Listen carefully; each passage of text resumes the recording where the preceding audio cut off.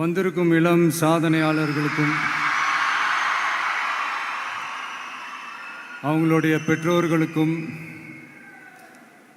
தமிழக வெற்றி கழகத்தினுடைய தோழர்களுக்கும் என் நெஞ்சில் குடியிருக்கும்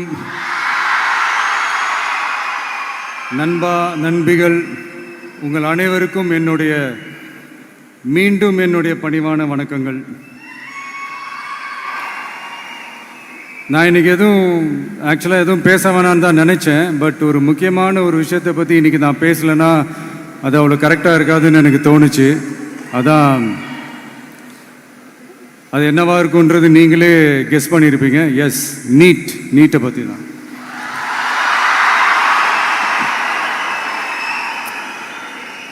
இந்த நீட்டுன்றது பார்த்தீங்கன்னா நம்ம தமிழ்நாட்டில் இருக்கிற மாணவ மாணவிகள், குறிப்பாக கிராமப்புறத்தில் இருக்கிற ஏழை எளிய பிற்படுத்தப்பட்ட, மிகவும் பிற்படுத்தப்பட்ட மற்றும் தாழ்த்தப்பட்ட வகுப்பினை சேர்ந்த இந்த மாணவ மாணவிகள் எல்லாருமே ரொம்பவும் பாதிக்கப்படுறாங்கன்றது தான் ஒரு சத்தியமான ஒரு உண்மை.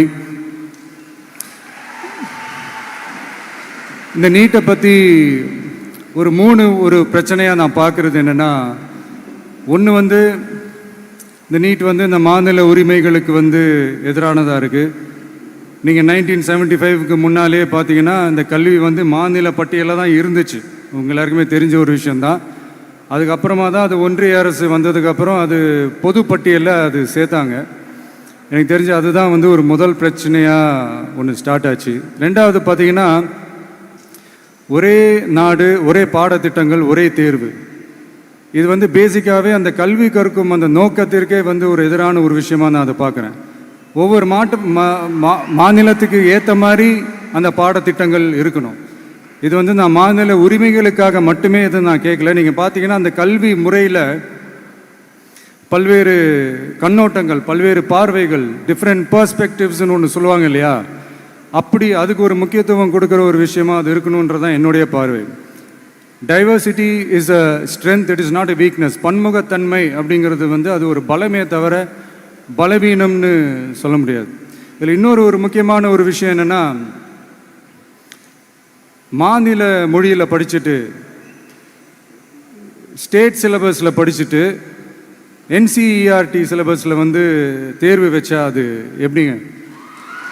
அதுவும் கிராமப்புறத்தில் இருக்கிற மாணவ மாணவிகள், அதுவும் அவங்களுடைய மருத்துவ படிப்புக்கு கொஞ்சம் யோசிச்சு பாருங்கள், இது எவ்வளோ ஒரு கடினமான ஒரு விஷயம்னு.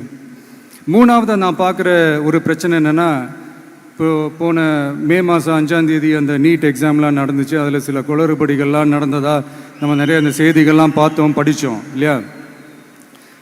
அதுக்கப்புறமே என்ன ஆயிடுச்சுன்னு பார்த்தீங்கன்னா, அந்த நீட் தேர்வுக்கு மேலே இருக்கிற அந்த நம்பகத்தன்மையை மக்கள் மத்தியில் சுத்தமாக போயிடுச்சு. இனிமேல் நாடு முழுக்க அந்த நீட் தேர்வே தேவையில்லை அப்படிங்கிறத இந்த செய்திகள் மூலிமா நாம் எல்லாருமே புரிஞ்சுக்கிட்ட ஒரு விஷயம். சரி, இதுக்கு என்னதான் தீர்வு அப்படின்னா, நீட்டு விலக்கு தான் இதுக்கு உடனடி தீர்வு.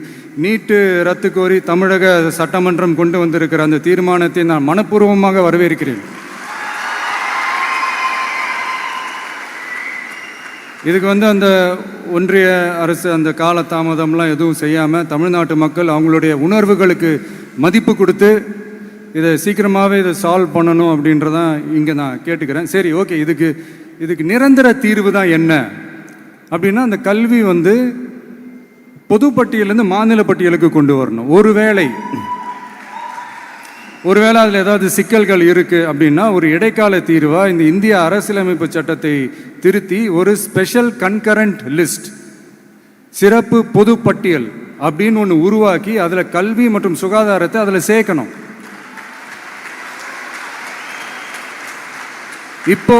இப்போ இருக்கிற அந்த பொது பட்டியல் என்ன ஒரு பிரச்சனை அப்படின்னா, நீங்கள் அந்த துறைகள்லாம் பார்த்தீங்கன்னா மாநில அரசுகளுக்கு என்னதான் அதில் அதிகாரம் இருந்தாலும் அது முழுக்க ஒன்றிய அரசினுடைய கட்டுப்பாட்டில் தான் இருக்குது. அதனால் மாநில அரசுகளுக்கு அந்த முழு சுதந்திரத்தை அது தரப்பட வேண்டும் அப்படின்றதான் இங்கே என்னுடைய தாழ்மையான ஒரு வேண்டுகோள். ஒன்றிய அரசு அவங்களுடைய கட்டுப்பாட்டில் இருக்கிற ஒரு சில இந்த மெடிக்கல் காலேஜஸ்லாம் இருக்குல்ல, எய்ம்ஸ், ஜிப்மர், பிஜிஐ இந்த மாதிரி நிறுவனங்களுக்கு வேணால் அவங்க அந்த நீட் எக்ஸாம் நடத்தணும்னா நடத்திக்கலாம். பட் இங்கே வந்து அந்த பிரச்சனை என்னன்னா, இது வந்து என்னுடைய ஒரு சஜஷன் தாங்க. இது நடக்குமா, உடனே நடக்காதுன்னு எனக்கு தெரியும். அப்படியே நடந்தாலும் அதை நடக்க விட மாட்டாங்கன்னு எனக்கு தெரியும். ஸோ அதனால் இந்த சந்தர்ப்பத்தில் என்னுடைய சஜஷனை வந்து உங்ககிட்ட அதை நான் பகிர்ந்துக்கணும்னு ஆசைப்பட்டேன். இதுதான் என்னுடைய தனிப்பட்ட ஒரு கருத்து நீட்டை பற்றி. ஸோ மற்றபடி வேறு ஒன்றும் இல்லை. வந்திருக்கிற என்னுடைய friends, learning is fun, education is celebration. ஜாலியாக படிங்க, ஸ்ட்ரெஸ் எல்லாம் எடுத்துக்காதீங்க. இந்த உலகம் ரொம்ப பெருசு, ரொம்ப ரொம்ப பெருசு.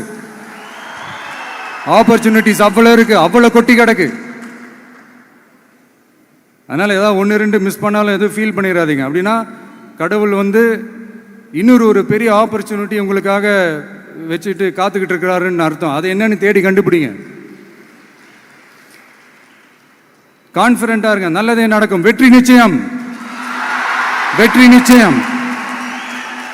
மீண்டும் சந்திக்கும் வரை நன்றி, வணக்கம்.